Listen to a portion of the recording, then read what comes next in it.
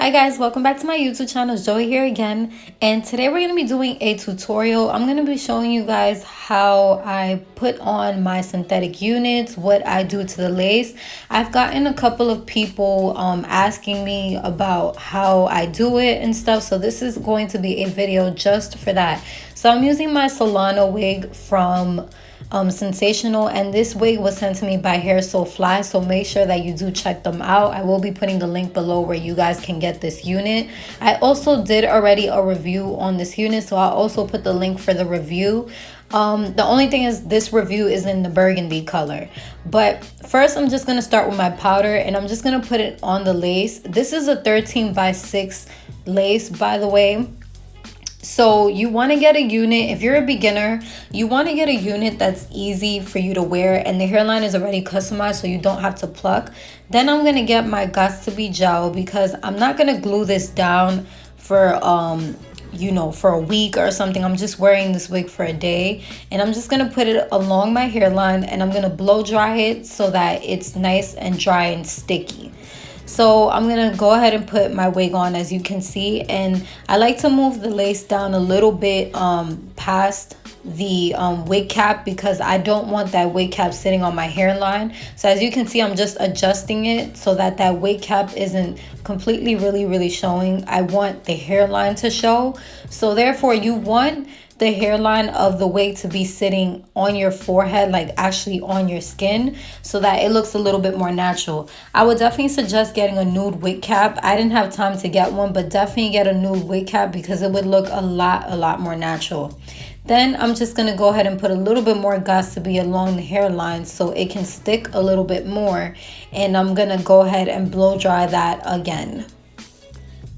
Now this is just my method of doing it. If you have a different method, that's cool. But this is just a really easy way of actually putting your synthetic unit on, because I do get a lot of questions from my followers.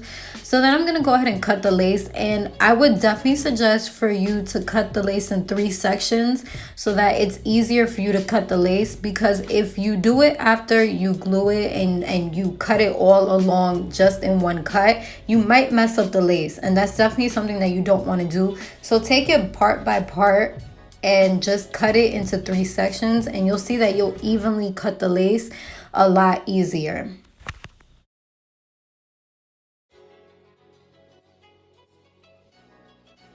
Also, don't forget about the ear tabs, because you are going to get lace on the ear tabs. So just make sure that you're also gluing that as well. If you don't get a unit that has a 13x6 inch, this tutorial probably doesn't apply to you.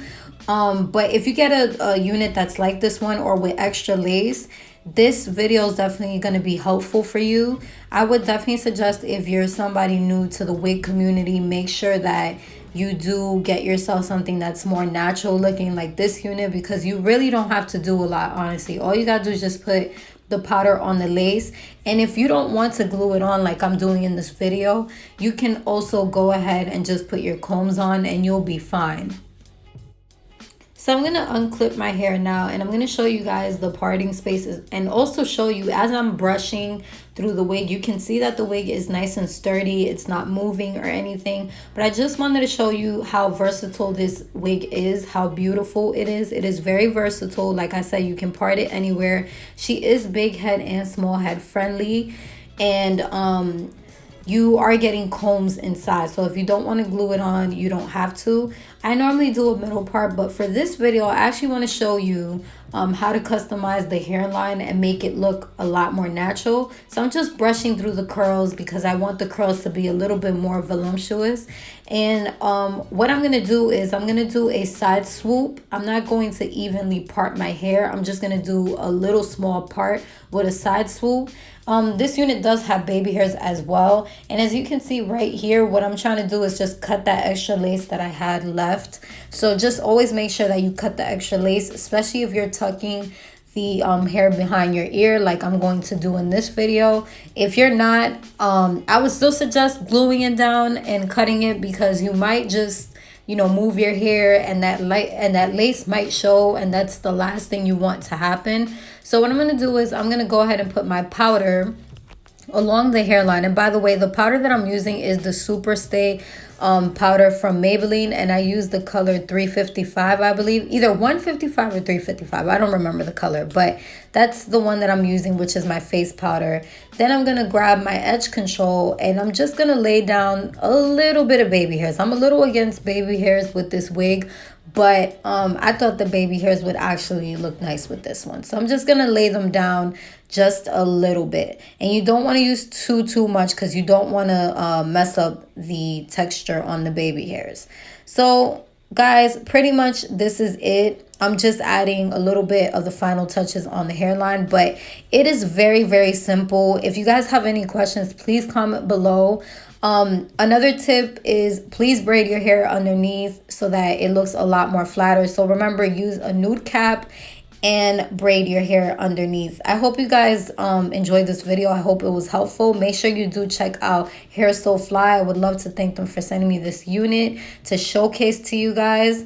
I will see you guys soon. Make sure you follow me on Instagram, subscribe, like, and hit that bell so you guys get notifications on when I'm dropping a new video. I will see you guys soon. Bye.